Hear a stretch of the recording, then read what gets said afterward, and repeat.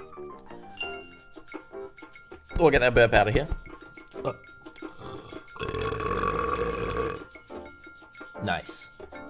Nice.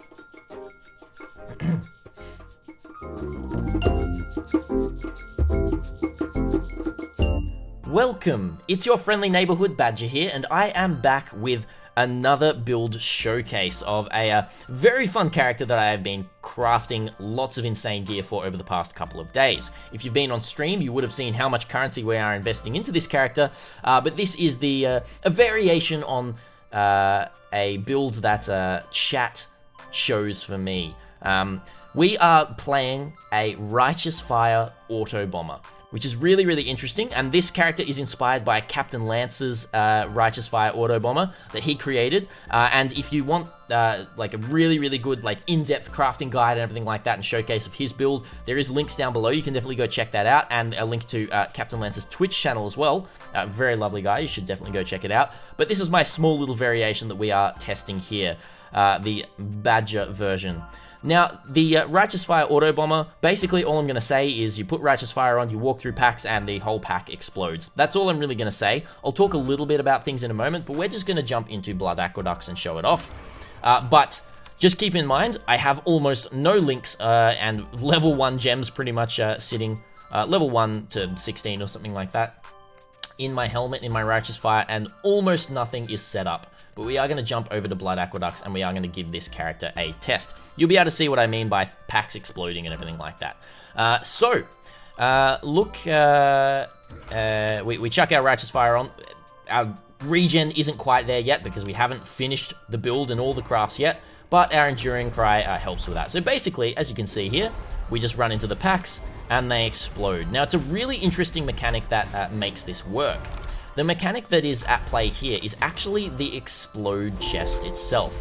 Now, I've got a nice humility card there. I might as well just pick that one up.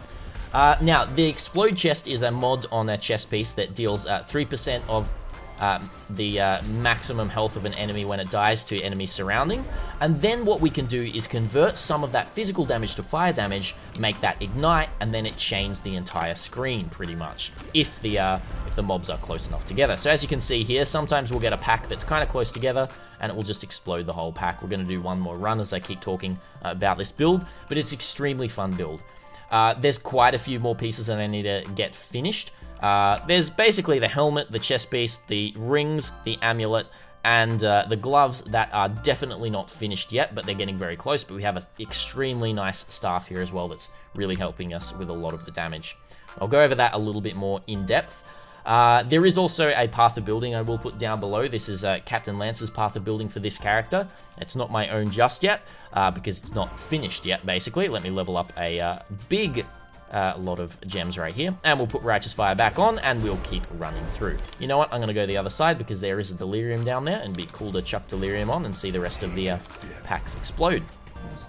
Now, I do know that this is a level 61 zone, so this is not a demonstration of the build in endgame, but if you want to check the build out in endgame, again, definitely check out CaptainLance. It's going to be super, super cool for you to see all of that. And this is a build that can do all content in the game. It's extremely tanky, it is extremely fast, extremely good clear, and has very, very respectable damage against bossing and bosses as well. Can clear Awakening level 8 Cirrus with ease.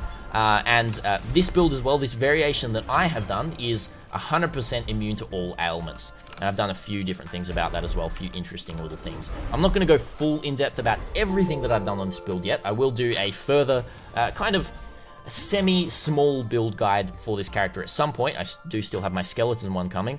But let's just jump back to my hideout and talk a little bit more about these items that we do have on. I'm going to quickly talk about them all.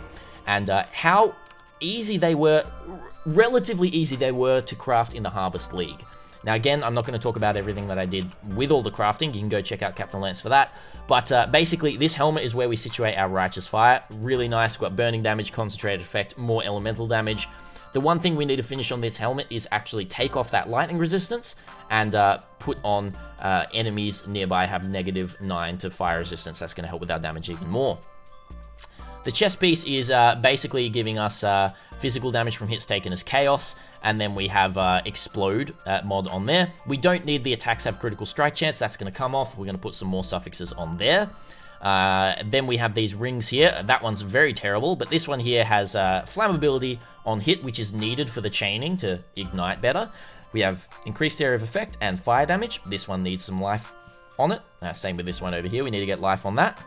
Our boots are part of what we have here for immunity to elemental ailments. We have 35% chance to avoid elemental ailments. Then we have just some good life, max fire res, cold and chaos res right there as well.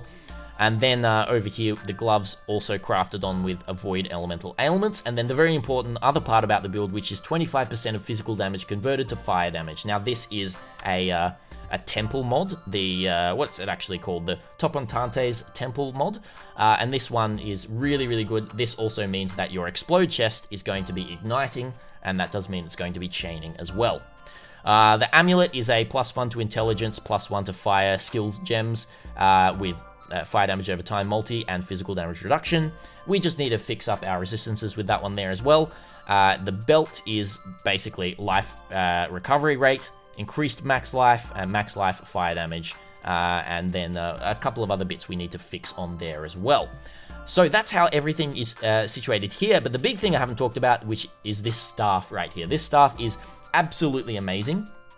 Again, I'm not going to talk exactly how to craft this staff, but let's just say, with all of these mods on here, it's actually a lot easier to craft than you would think looking at this. There's a couple of, let's say, interesting kind of workarounds to be able to get this tier 1 fire damage over time multi and the tier 1 +3 level of all spell skill gems as well, fire spell skill gems. And then basically just crafting on your burning damage and fire damage as well as the end there is pretty easy.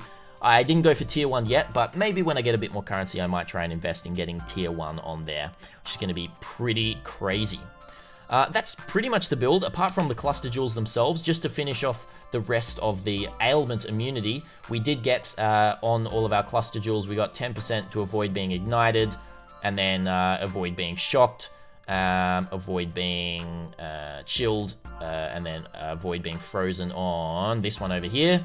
And then 30% avoid ailments here, which means 35 from gloves, 35 from boots, 25 from gloves, 30% from this cluster jewel, that equals 90%, and then the rest of the 4 jewels cover 10% of each respective ailment, which is really nice. And that's pretty much the tree there. We're just picking up life, we're just picking up some elemental damage from cluster jewels, we're picking up elemental equilibrium, super nice. And yeah, and then we're going to be anointing Breath of Flames when we do get around to anointing and fixing up the rest of the build. I would say over the next couple of days, we're going to be fixing this one up while I still also work on the Skelemancer build guide in the background. And then hopefully in a couple of days, I should have another video of the finished build for you, which is going to be pretty interesting. Just thinking if there's any other things I should talk about here. Yes, the other very interesting thing this build will be using, but is not using now, is Divine Flesh. Which is 50% of elemental damage taken as chaos damage, plus 10 to maximum chaos resistance. At the moment, I don't have this spec because I don't have my chaos resistance fixed yet. As you can see here, negative 22%. But when we do get this up to 85% chaos resistance, it means that our Righteous Fire is going to be sustaining a lot easier. And it's going to be super, super nice for us. And then getting lots of other life on the tree. We're going to be looking at a close to 6k life and pretty insane DPS and clear. The build is making me very happy at the moment. So Captain Lance, if you're watching this video, thank you very much for the build inspiration and chat as well. I know we're doing this all live here. Thank you so much, chat. Can I hear a big whoop whoop in chat for voting for this build, or voted for a version of this build? Let's say we had some creative liberties to change a couple of the words that people chose. This is a really interesting build that's going to be pretty fun for us to play while we grind a bit more currency, and then we're going to be moving on to a new build after that, which, let's just say, that one's fully my own creation, and I have high hopes for it. So, yeah, that's pretty much all that we have for you here today. I'm going to be heading now. I'm going to need to go to bed. I'm getting a little bit tired, mumbling my words a little bit, but that's all I really have to say. So until next time, all of you, you know how this goes. Until next time, Badger out.